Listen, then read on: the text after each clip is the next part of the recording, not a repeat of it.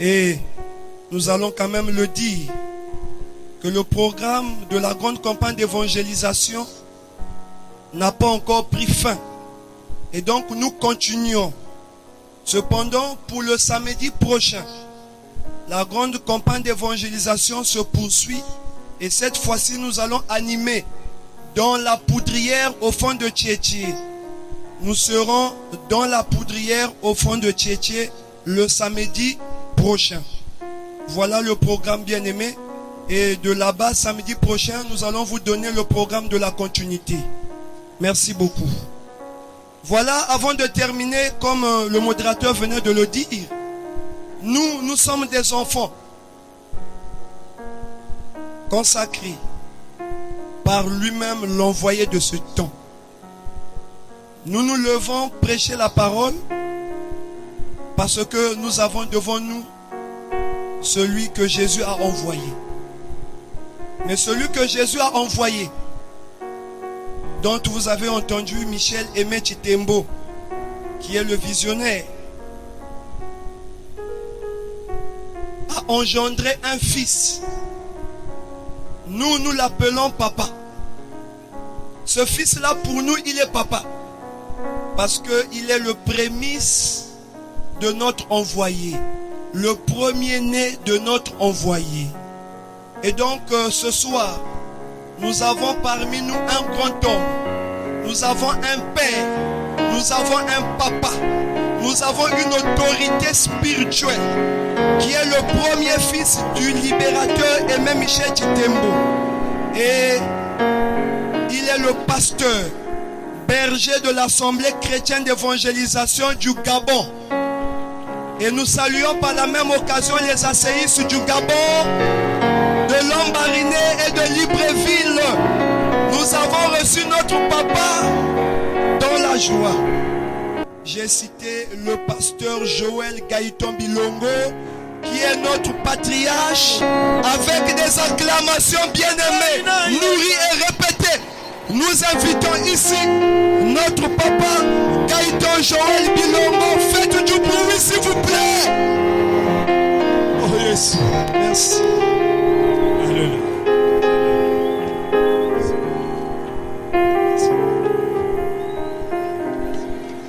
Ah, alléluia. On acclame, on acclame, on acclame, on acclame, on acclame, on acclame, on acclame pour le Seigneur. Amen. Nous allons nous asseoir un instant parce qu'il nous reste peu de temps. Il faudrait bien qu'on soit dans les normes. Je sais que nous avons eu des invités. Mais nous rappelons tout simplement à ces invités-là. Je sais que dans la plupart des campagnes ou des séminaires qu'ils ont assistés, après, certainement c'est le pasteur qui commence à imposer les mains. Après, certainement ce sont les prophéties qui sortent. Après, ce sont les pochettes, c'est l'huile d'onction. Et après, les gens commencent à tomber par terre. Mais ce que vous avez écouté ce soir, ce qui est sorti de la bouche du prédicateur du jour, bien-aimé dans la foi, est plus que ces choses-là.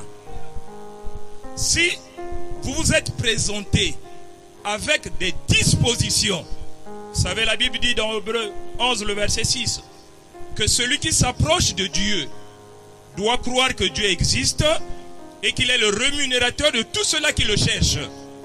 Si tu t'étais bien disposé, pendant que la prédication passait, il y a quelque chose qui doit se passer dans ta vie. Même ce soir, bien-aimé dans la foi, il y a quelque chose qui doit se passer dans ta vie parce que tu as reçu la parole de la vérité. Car la Bible dit, vous connaîtrez la vérité et la vérité vous affranchira. La vérité, c'est ce qu'on a dit tout à l'heure. Alléluia. Nous avons un thème important. C'est vrai, bien-aimé dans la foi. Les gens trouvent ça comme banal. Qui a le droit d'ouvrir une église et de conduire les enfants de Dieu? Mais quand les gens entendent ce thème, ils ont tendance à penser que, mais pourquoi cette question? Parce que Celui qui veut ouvrir son église, qui n'a qu'à ouvrir. Mais non, bien-aimé dans la foi, alléluia. Il y a des critères qui accompagnent. Il y a des critères qui sont placés pour ouvrir une église. C'est pourquoi aujourd'hui on assiste à des dérapages. Aujourd'hui, il y a l'égarement des enfants de Dieu. L'église n'est plus, on ne retrouve plus l'église de Jésus. Le nom y est, mais la parole n'y est pas. Et c'est ce qu'on vient de dénoncer tout à l'heure. Tous les jours, on jette le feu dans le camp de l'ennemi. Mais l'ennemi là n'a jamais brûlé. Hein? L'ennemi là vit toujours, bien aimé dans la foi. Tous les jours, on invoque le sang et on n'a pas la connaissance sur ce qui s'est passé sur le mystère de la croix. Et la Bible dit, mon peuple est détruit parce qu'il manque là, hein, la connaissance. Bien-aimé dans la foi, peuple de Dieu, Dieu vous a aimé, peuple de Tistéer. Parce que ce soir, nous ne sommes pas venus, bien-aimés dans la foi, avec l'eau. Nous ne sommes pas venus avec l'huile d'olive. Nous ne sommes pas venus avec des pochettes. Mais nous sommes arrivés vers vous avec l'évangile de Jésus-Christ. Et c'est cet évangile qui délivre. C'est cet évangile qui sauve. Et c'est cet évangile qui nous libère. Et bien-aimés dans la foi. Et nous devrons comprendre ceci. Dans cette pagaille que les hommes de Dieu sont en train de foutre, il faut attaquer le mal à la racine. Il faut attaquer le mal à la racine pour, bien aimé dans la foi, essayer de sauver les enfants de Dieu qui sont manipulés, escroqués, bien aimé dans la foi, qui sont même tués. Parce que le mauvais prophète a une influence négative vers un enfant de Dieu. Le faux prophète égare l'esprit d'un enfant de Dieu. Il a un mauvais impact devant un enfant de Dieu, le faux prophète. C'est pourquoi nous disons ceci. Les pasteurs ou les prophètes là, je ne sais pas d'où ils viennent. La Bible dit dans Matthieu 7, mais ce n'est pas celui qui dira Seigneur, Seigneur, Seigneur, que c'est celui-là qui sera sauvé. Beaucoup de gens diront Seigneur, Seigneur, mais ce n'est pas en ton nom que nous avons prophétisé. Ce n'est pas en ton nom que nous avons fait des miracles. Ce n'est pas en ton nom que nous avons prêché. Et le Seigneur leur dira, retirez-vous de moi, vous tous ouvriers d'iniquité. Je vous ai jamais connus. Mais pourtant, le Seigneur dit, il ne les a jamais connus, il ne les connaît pas. Oh, bien-aimé dans la foi, alléluia. Mais tu as reçu d'un homme de Dieu le miracle. Tu as reçu d'un homme de Dieu la prophétie vraie. Mais devant le Seigneur Jésus-Christ, le Seigneur Jésus ne le connaît pas. Mais c'est sérieux, c'est grave, bien-aimé dans la foi, alléluia. Donc il y a des hommes de Dieu qui sont là, que le Seigneur ne connaît pas. Les hommes de Dieu qui prêchent dans les églises, que le Seigneur ne connaît pas. Bien-aimé dans la foi, alléluia. C'est pourquoi on dit, qui a le droit d'ouvrir une église et de conduire les enfants de Dieu? Le peuple de Dieu doit encore comprendre. Si Jésus dit, retirez-vous de moi, vous tous ouvriers d'iniquité, je vous ai jamais connus. Mais pour connaître le Seigneur, mais il faut recevoir un envoyé. Pour connaître le Seigneur Jésus-Christ, il faut recevoir un envoyé, son envoyé à lui. Il y a deux étapes, bien-aimés dans la foi. Alléluia. Il est vivant. Il est ressuscité. Matthieu 11, le verset 27, Jésus déclare, personne ne connaît le Père si ce n'est le Fils. Personne non plus ne connaît le Fils si ce n'est le Père, sauf à qui le Fils veut le révéler.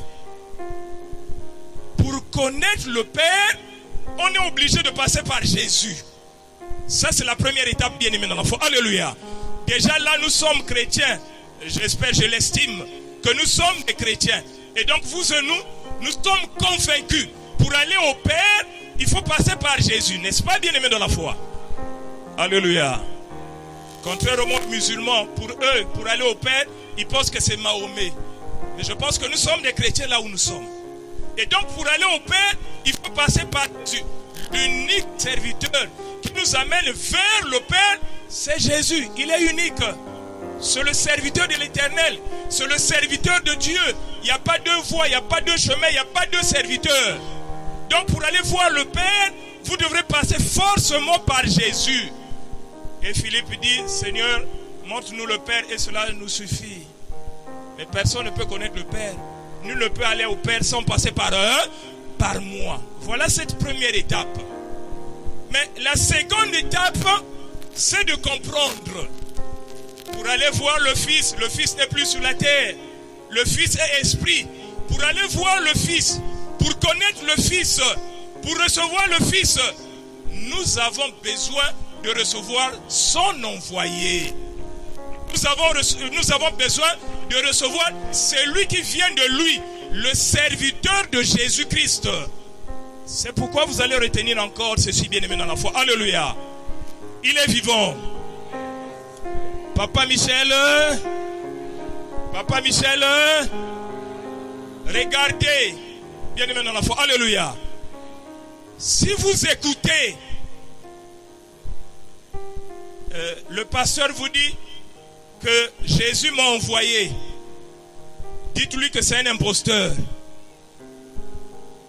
Si vous entendez le prophète vous dire qu'en tout cas Jésus m'a dit, Jésus m'a envoyé, j'ai mon église, c'est un imposteur. Si vous entendez un évangéliste vous dire qu'en tout cas Jésus m'a envoyé, c'est un imposteur. Le pasteur n'est jamais le serviteur de Jésus-Christ. Le prophète n'est jamais le serviteur de Jésus-Christ. Alléluia. Ça dit que si un homme de Dieu est déjà consacré par quelqu'un, le pasteur, mais c'est un enfant dans la foi. Le prophète, c'est un enfant dans la foi. L'évangéliste, c'est un enfant dans la foi. Alléluia. Ce sont des enfants. Le pasteur, c'est un enfant. L'évangéliste, c'est un enfant. Le prophète, c'est un enfant. Le docteur, c'est un enfant. Bien aimé un enfant. Alléluia.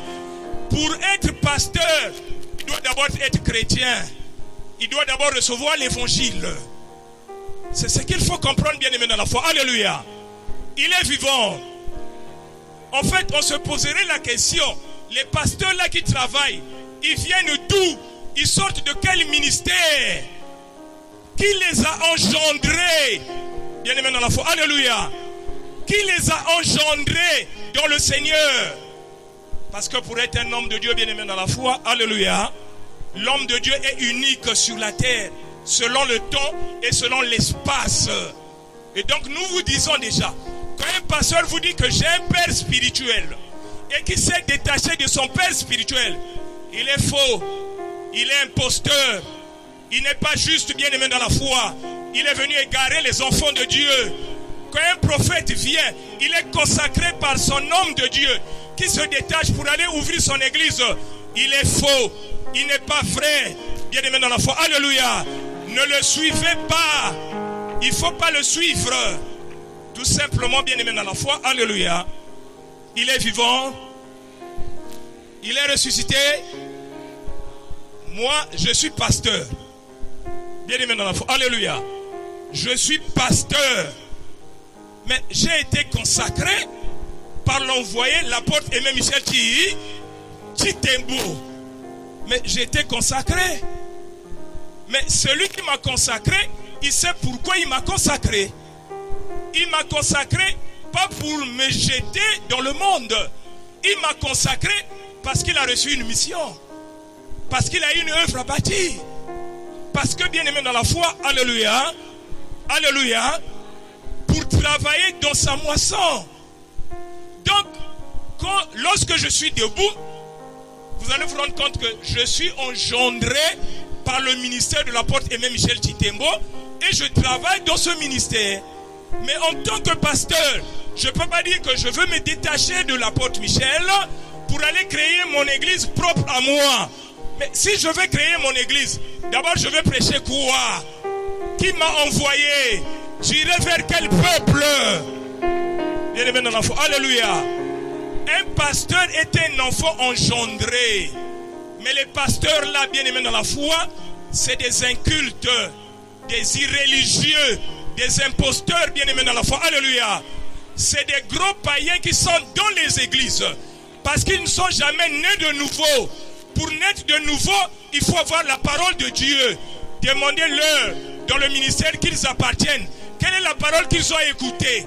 Quelle est la parole qui les a élevés? Quelle est la parole qui a fait qu'ils soient établis pasteurs, évangélistes ou prophètes?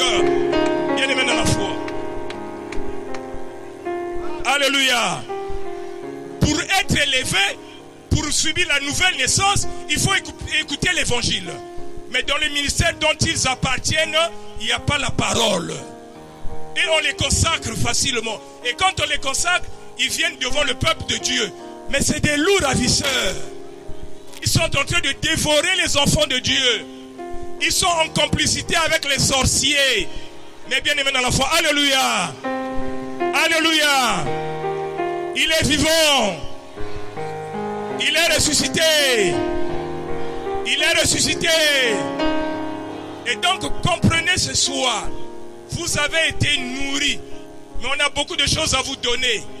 Et regardez bien aimés dans la foi, nous sommes pris par le temps. Mais c'est vous aussi qui allez manifester la violence. Vous devrez manifester véritablement la violence pour venir nous écouter. Bien aimés dans la foi, parce que nous avons une église là où nous recevons tout le monde. Nous avons, bien aimés dans la foi, la parole de Dieu qui est envoyée pour des enfants de Dieu. Si quelqu'un ne comprend pas la parole de Dieu, Jésus a dit: si vous n'êtes pas de mes brebis, vous ne pouvez pas comprendre la parole de Dieu. Les brebis de Dieu, les enfants de Dieu, écoutent la parole de Dieu. Si vous n'écoutez pas la parole de Dieu, c'est que vous n'êtes pas de ces brebis à lui. Si tu es un enfant de Dieu, ce qui est sorti ce soir, dans cet endroit bien aimé dans la foi, il faudrait que ça te bénisse. Il faudrait bien aimé dans la foi que ça bouscule tes entrailles. Il faudrait que tu te rendes compte véritablement que tu as reçu la parole qui vient droit d'un envoyé de Jésus-Christ. Et l'envoyé en question, c'est Aimé Michel Chitembo. Alléluia. Alléluia. Bien-aimés, en tout cas, nous sommes dans la joie.